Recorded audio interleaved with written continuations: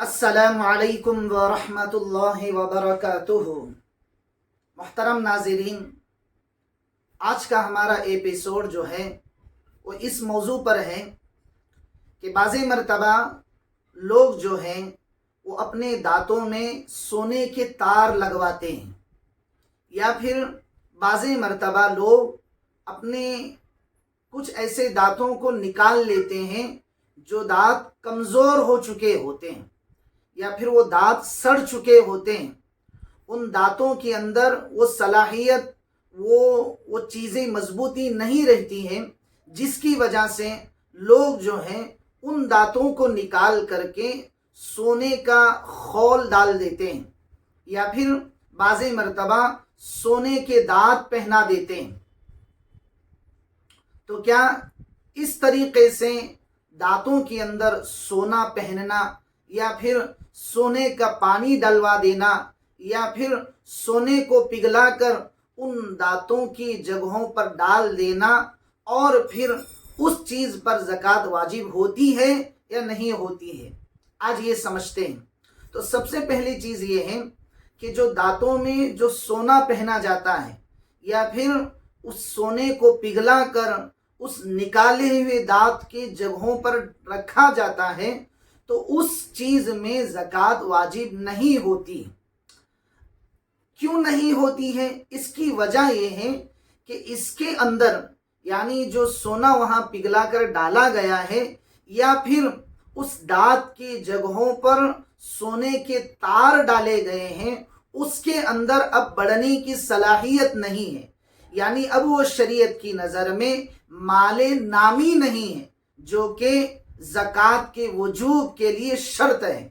وہ چیز یہاں پر نہیں پائی جا رہی، اس لیے سونے کے دانت جو لگواتے ہیں لوگ، یا پھر سونے کو پگھلا کر دانتوں کی جگہوں پر رکھتے ہیں، تو ان چیزوں پر زکوٰۃ واجب نہیں ہوتی۔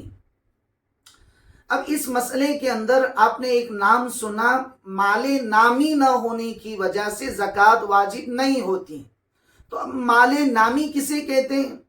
تو اس میں دو صورتیں ہیں۔ نمبر ایک یہ ہے کہ پیدائشی مال نامی ہو، جیسے سونا ہے، چاندی ہے، اسی طریقے سے دوسرے آلات ہیں، یہ شریعت کے اندر مال نامی ہے پیدائشی۔ اور دوسری صورت یہ ہے کہ مال نامی پیدائشی نہیں ہے، لیکن اس کو شریعت مال نامی فعلی کہتی ہے۔ جیسے مثال کے طور پر آدمی بعض مرتبہ اپنے پاس تجارت کا مال رکھتا ہے، تو یہ فعلاً مال نامی ہے۔ تو یہ دونوں صورتوں جو ہیں، یعنی پیدائشی مال نامی ہونا چاہیے یا پھر فعلی مال نامی ہونا چاہیے، یہ دونوں صورتیں جو ہیں یہ وجوب زکوٰۃ کے لیے شرط ہیں۔ تو یہ مال نامی کی تعریف آپ نے سمجھ لی۔ اب آئیے ایک دوسرا مسئلہ ہم یہ سمجھتے ہیں کہ ٹرانسپورٹ کا بزنس کرتے ہیں، جن کی بسیں، گاڑیاں ہائی وے پر چلتی ہیں اور اس کے ذریعے سے وہ انکم حاصل کرتے ہیں۔ تو کیا ٹرانسپورٹ کے لیے جو گاڑیاں رکھی جاتی ہیں اور جو لوگ ٹرانسپورٹ کا بزنس کر کے انکم کرتے ہیں، پیسہ کماتے ہیں، ان چیزوں پر زکوٰۃ واجب ہوگی یا نہیں؟ تو شریعت مطہرہ یہ کہتی ہے کہ ٹرانسپورٹ کے جو بزنس والے لوگ ہیں، اور اسی طریقے سے کاروبار کرنے والے لوگ ہیں کاروں کا، تو ایسے لوگوں پر اس کی جو آمدنی حاصل ہوتی ہے، اس آمدنی پر زکوٰۃ واجب ہوتی ہے۔ تو یہ مسئلہ آپ کے ذہن میں بہت اچھی طرح ہونا چاہیے کہ ٹرانسپورٹ کا جو بزنس کرتے ہیں، اسی طریقے سے گاڑیوں کی کمپنی کا جو بزنس کرتے ہیں، اس کی آمدنی پر، ان گاڑیوں کی آمدنی پر زکوٰۃ واجب ہوتی ہے۔ اس کی زکوٰۃ ادا کرنا یہ اس کمپنی کے مالک پر واجب اور ضروری ہوتا ہے۔ تیسرا مسئلہ آج ہم یہ سمجھتے ہیں، مرغی فارم پر زکوٰۃ واجب ہوتی ہے یا نہیں ہوتی ہے؟ تو اس کے اندر سب سے پہلے دو چیزیں سمجھتے ہیں۔ پہلی چیز یہ ہے کہ بعض مرتبہ آدمی جو ہے मुर्गी फार्म का जो मालिक होता है वो बाज़े मरतबा बच्चे जो होते हैं मुर्गी के, चूज़े जिसको कहते हैं, वो उन चूज़ों का कारोबार करता है। मसलन उसको थोड़ा सा पाल पोस कर बड़ा करके उनको फ़रोख्त कर देता है, एक सूरत।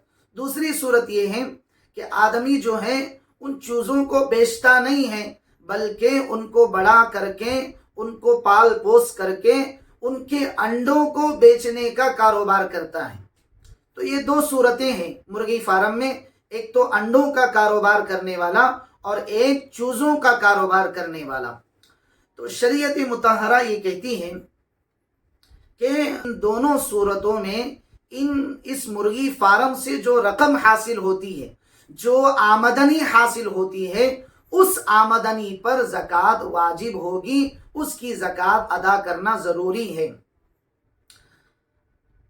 ये इसलिए आपको बताया जा रहा है कि बहुत सारे लोग ये मसला इस सूरत में शरीयत मुतहरा ये कहती है कि इन मुर्गी फार्म के दोनों सूरतों के ज़रिए से जो रकम हासिल होती है, जो नफ़ा हासिल होता है, जो फ़ायदा हासिल होता है, उस फ़ायदे में, उस रकम में ज़कात वाजिब होगी, उसकी ज़कात अदा करना ज़रूरी होगी।